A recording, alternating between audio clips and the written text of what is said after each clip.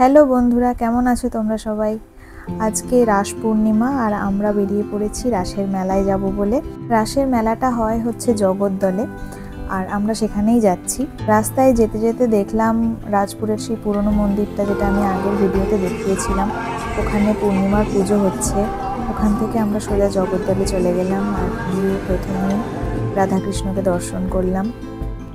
এত সুন্দর করে সাজিয়েছে রাধাকৃষ্ণকে, এত ভালো লাগছিল। রাধাকৃষ্ণের মূর্তিটা কি সুন্দর দোলনাতে দুলছে, সামনে নাচ করছে, এত ভালো লাগছিল দেখতে। তারপর এখানে চারিদিকটা এরকম সাজিয়ে কৃষ্ণের রাসলীলাকে মূর্তির মাধ্যমে ফুটিয়ে তুলেছে। খুব সুন্দর করে সাজানো হয়েছে। এই যে শ্রীকৃষ্ণের হাতের উপরে গোবর্ধন পর্বত, বাইরেটাতে রাস্তার ধারে ধারে এরকম মূর্তি করে লাইটিং দেওয়া হয়েছে।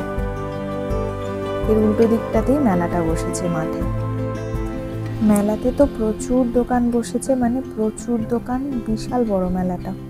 খাবারের দোকান থেকে শুরু করে সাজগোজের জিনিস, ঘর সাজানোর জিনিস, আচারের দোকান, বিভিন্ন রকমের দোকান। তারপর মেলার নাগরদোলা, ব্রেক ড্যান্স, বাচ্চাদের চড়ার বিভিন্ন রকমের জিনিস, এগুলো তো রয়েইছে।